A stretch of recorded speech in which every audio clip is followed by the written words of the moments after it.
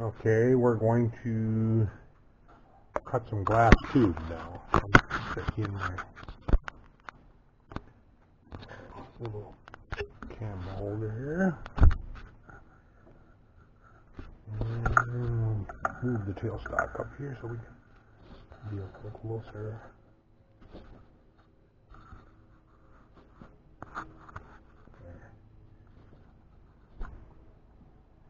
Alright, so I've got a 1/4 inch collet in there, and I got a piece of same material that I made little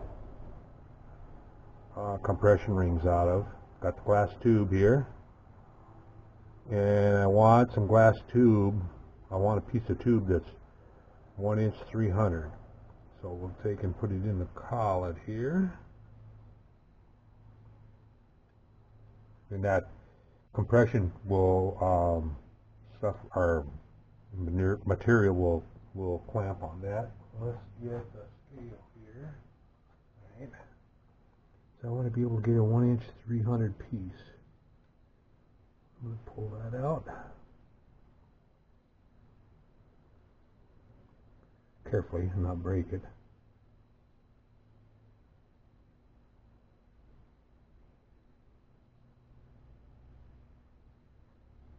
Right there. And we'll clamp that. And I got to put mine in. I haven't had it running.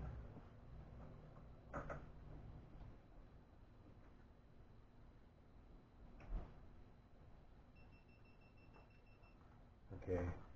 So I haven't had my lathe running, so I'm going to run it in low speed here first. We're gonna go to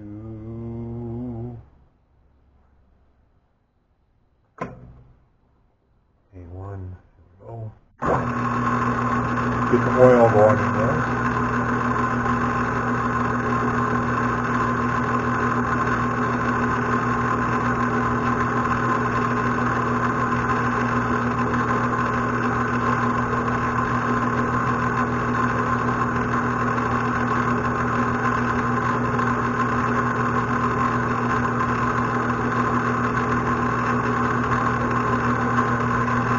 Alright, so now we'll shift her back to 1400.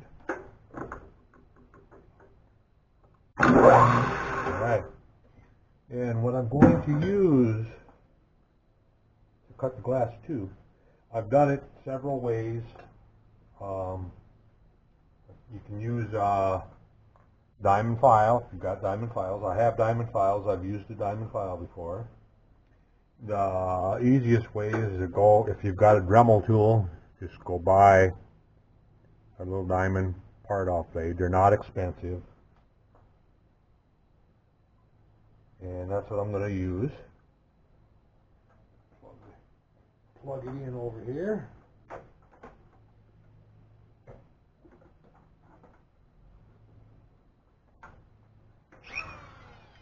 And alright, so I'm going to measure this again. I want to make sure I know where I'm going to, right up against it. So I will put that in. I'm going to make myself some room here with that tailstock in the way.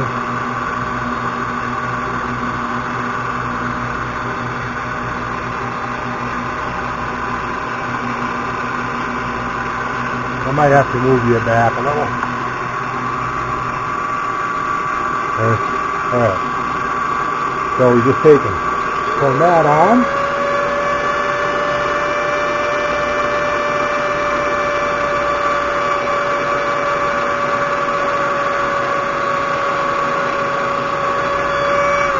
That should be 1" 300 or pretty close.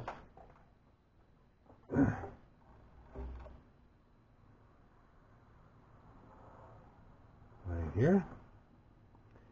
Okay, so now we want to flame polish the end of that.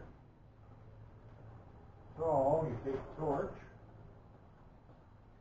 That's so that it doesn't crack and break. So we just take the torch and heat it up until it's glowing red. You can see around the edges there. Okay, so what that did was now is polished those edges. So that's ready.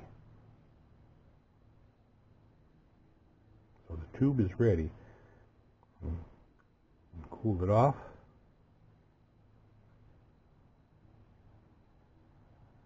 All right. Now let's go back over to the surface blade here.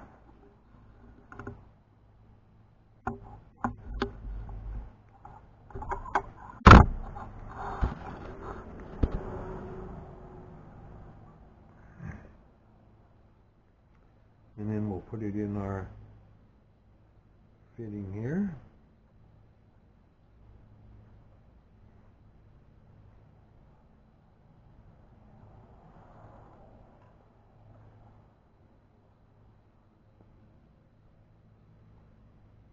This is the one that I just cut. And slide that. I've got the plastic or the nylon, not Teflon. It's like Teflon material in there, and it's in there also. Squeeze that through. Okay.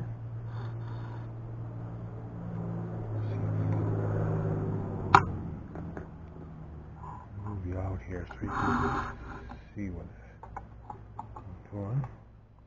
I've got the fittings kind of turned to give myself room to get this in.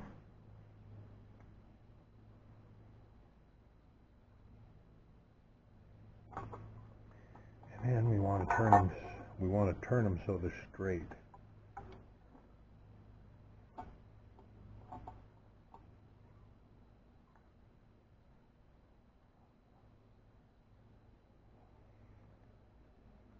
Okay. Let's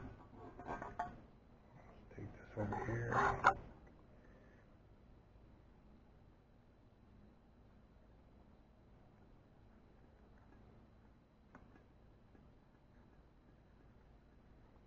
Snug that one up.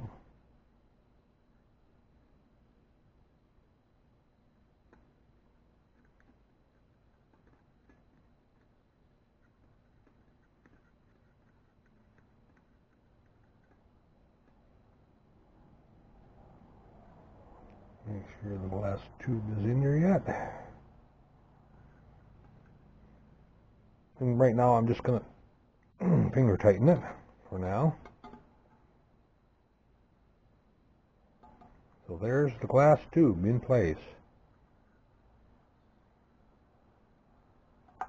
So if I fill that up with water, it should come up in that tube. All right, what do we want to work on next? The hold down bands. I'm just going to use some copper tubing. I'll have to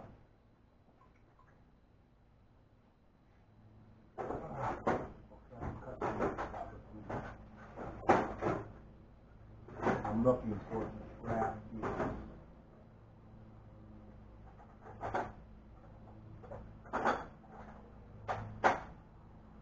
This is pretty heavy stuff. I might have to go and find some thinner stuff or some smaller stuff.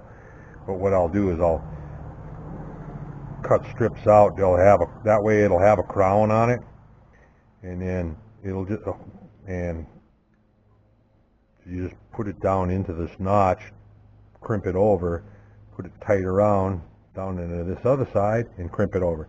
Really nothing to it, not much to it. But I can't use this as too heavy of a wall thickness on this material here. I will round something up and I'll cut them out, and then I will come back and I will show you what I've got. We could work on the steam whistle also, and the pressure relief. I have some parts that I made previously. and this is the top of it. And basically all it does is it's got a little screw, a little screw goes in there. And this is not the right one, but it this would fit up on, see if I can hold this here. This would fit up on top here. The little screw goes through the fitting that threads into here, and then it has a spring on it. And you set the spring tension so that it takes a certain amount of pressure to pop it up. See, here's a piece of band that I made previously too. This, you can see what I'm talking about. It fit on there, and it has a crown to it as you bend it around. So I'm looking at parts that I have. I've bunches of pieces of glass tube, different lengths in here. So,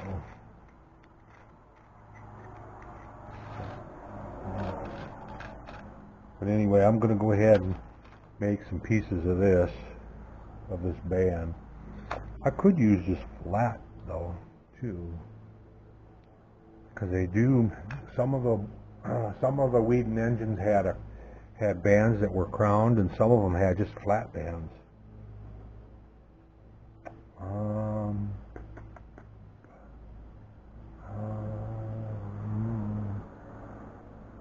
They should be. I could take brass and make some, and then nickel plate it. That would look cool. Let me see what I got. Do I have any stuff? Anything that's around 10 to 15,000? Probably not.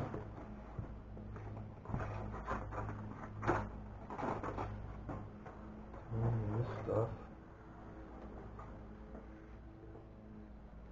I think this is about 30. Looking for my calipers or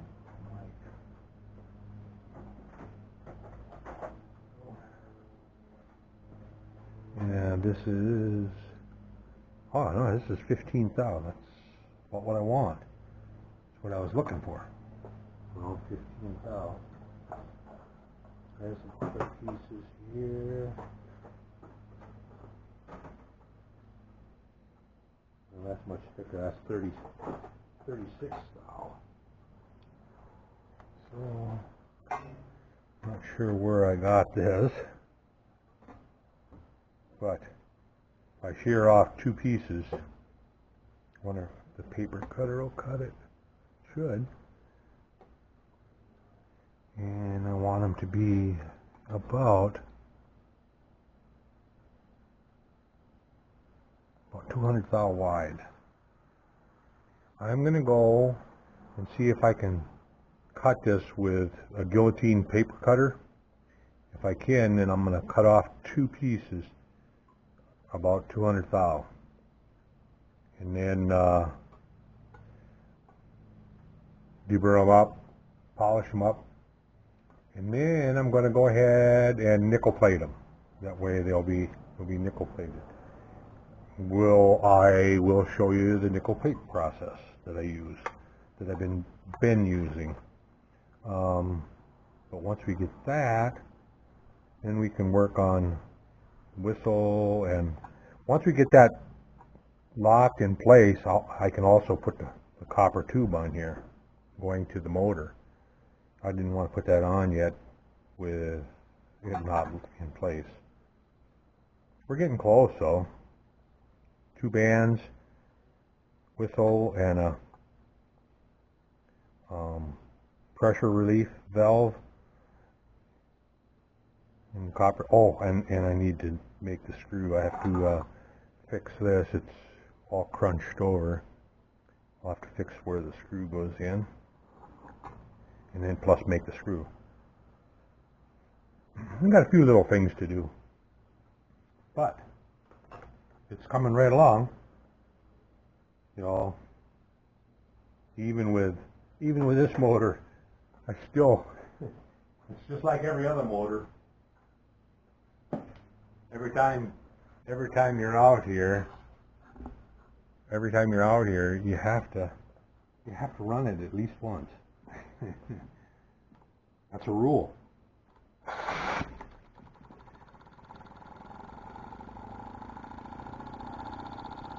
And much pressure to it. This gauge isn't accurate enough to register it. It looks like about maybe 5 pounds or less. And it's just like the regular Weeden. It's running right now. It's running that way. Now, if I turn it this way and turn the little eccentric, the eccentric is hanging up, so I have to kind of hold it and it'll run the other way.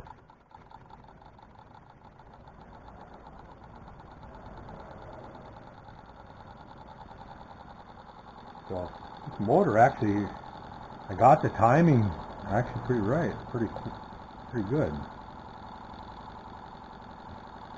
I'm impressed. I impressed myself.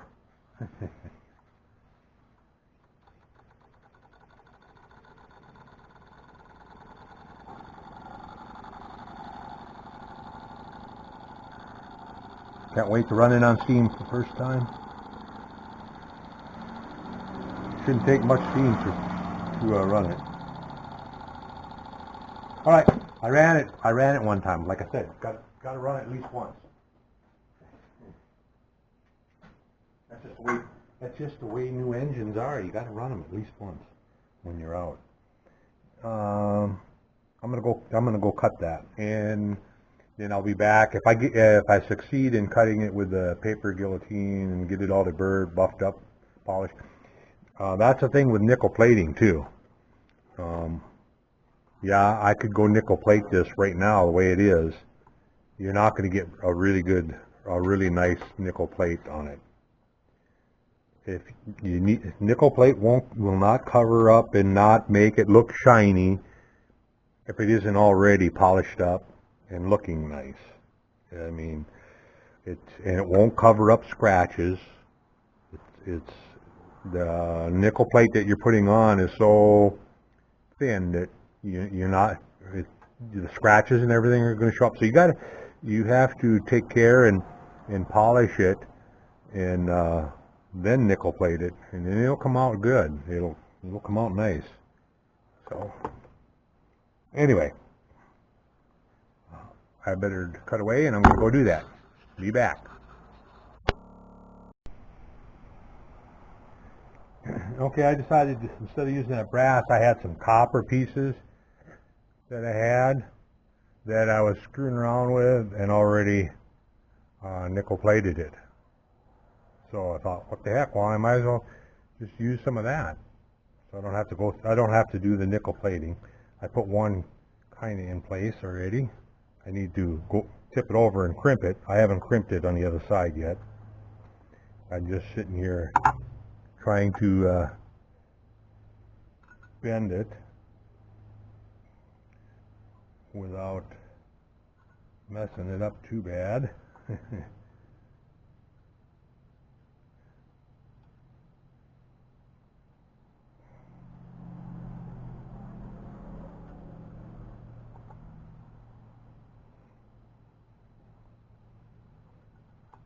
This is a little wider than that one, but that's okay.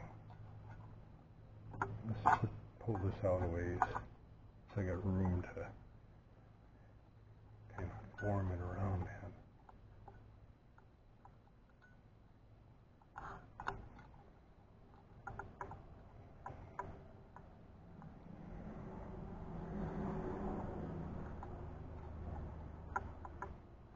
There we go. Kind of got it. So now we just take and put this back over here. Slide that in there. Slide that one in there. Push it down. And then when I crimp it on the other side, it'll pull it tight. Now, we'll get some stuff out of the way here.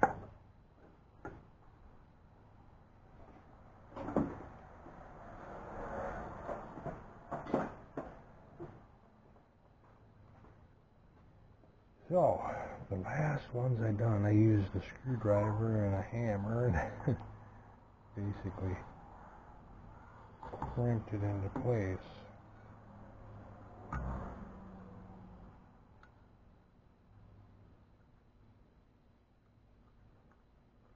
It's hard to explain what I'm doing. I'm just pushing it over right now. When I drive it into that corner, it'll pull it tight.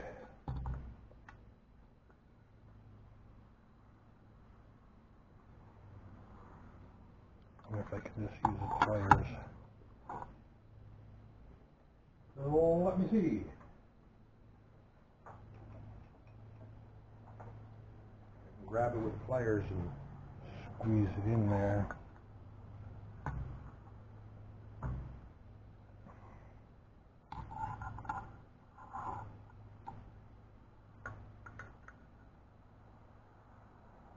Yeah, that'll work.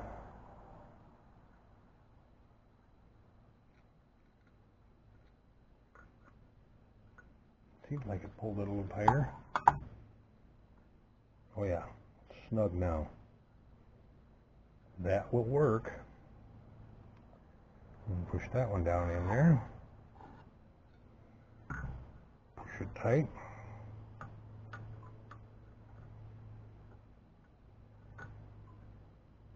Kind of hard to get in there with the flywheel in the way.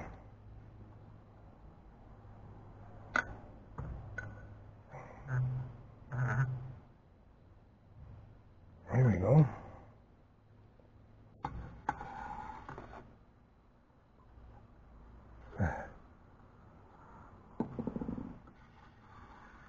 It worked. It's snug enough now to where I can work on putting a line on. I'm going to move it a little bit. That looks pretty good right there. I'm going to leave it like that. So that's one more thing we've gotten done. Now, copper tube from there to there. And that diameter is, I have some small stuff here, but I think it's going to be too small. This stuff is too small.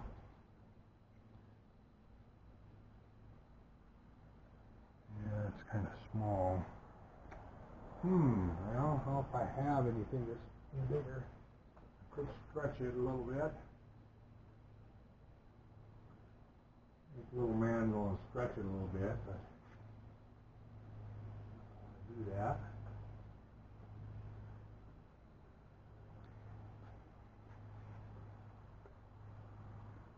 I'm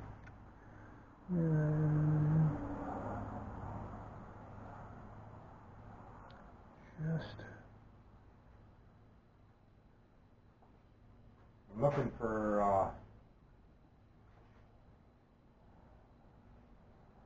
what I could do.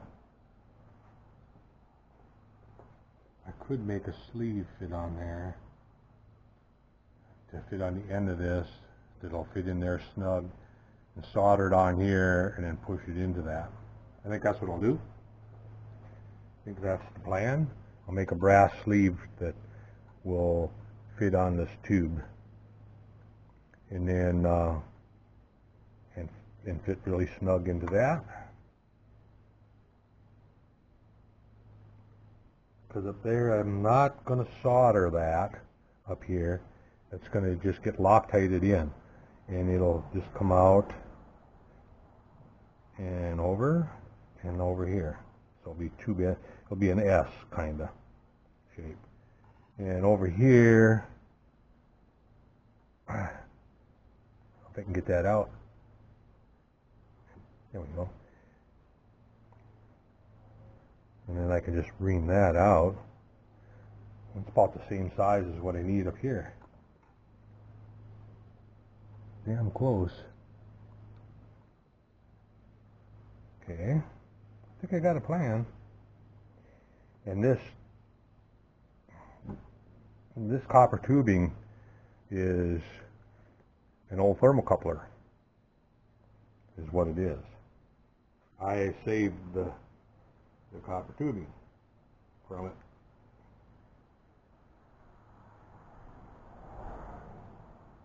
So whatever length I use, I gotta be able to get the wire out of it. The conducting wire. See if I can straighten this out a little bit. Get it pulled out of there. If you didn't know how a thermocoupler works, what it does is this will generate a small amount of current, and basically there's an electromagnet in the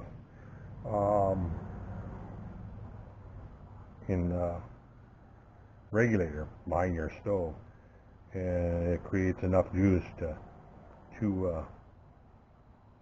open that up and hold it open.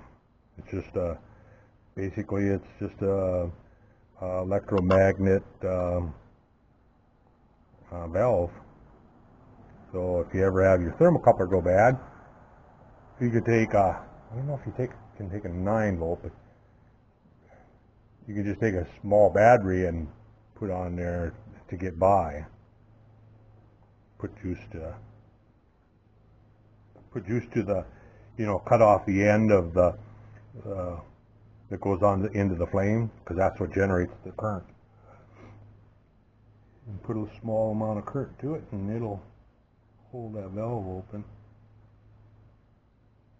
9-volt battery, I think, would be sufficient. All right, I got it pretty straight.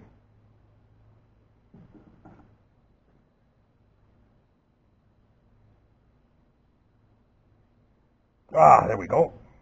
Got it. Got the wire pulled out of it. So I don't need that. This fitting here, I won't need that either. But I need to make a small bend, come around, be like an S. I can bend it without kinking it too much.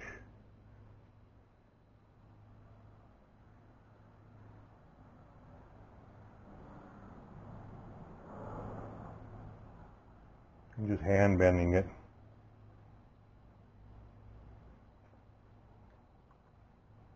Okay. I'm going to start bending it back right there.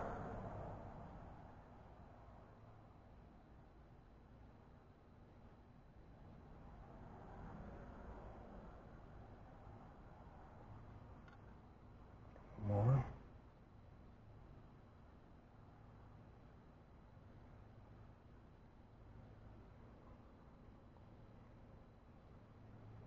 Then I'm going to wrap this tube with string in plaster Paris to make it look like it's insulated.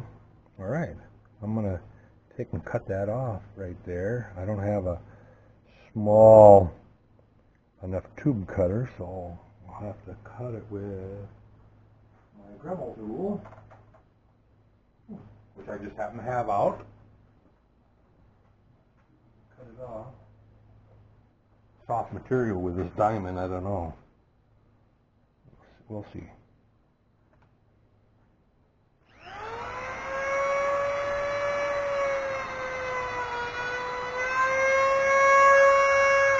Yeah, I didn't think so. I didn't think that diamond would cut it very well.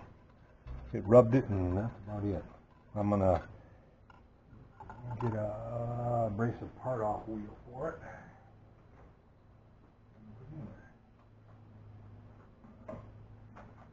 I just happen to have some set up over here, I think. Oh, what did I do with them?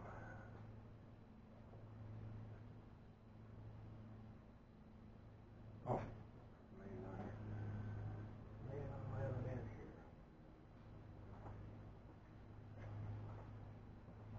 here. These abrasive part-off wheels are pretty fragile. You can break them pretty easy. All right, so now we'll cut it off.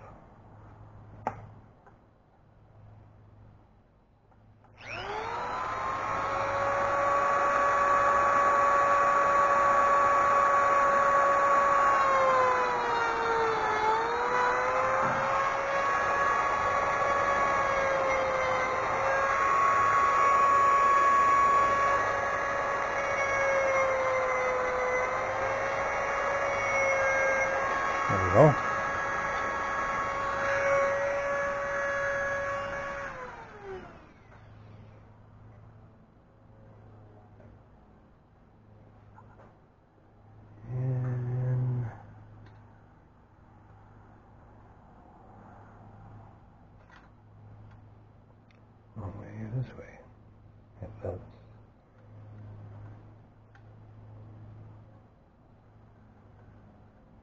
now I'm wondering if that screw, you know, I should have fixed that before I crimped that in there. Oh well.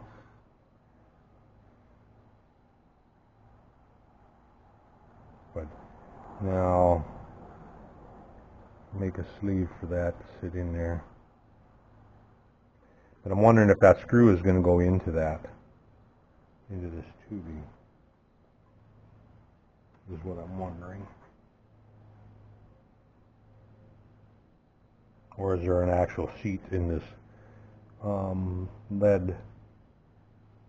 Because this is lead, or pot metal, or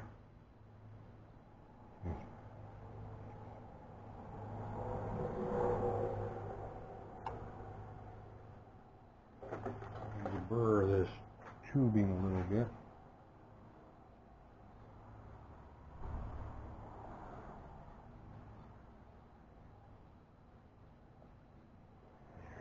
Burr off that end.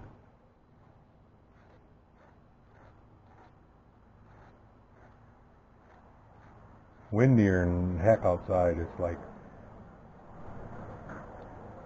30-mile-an-hour winds.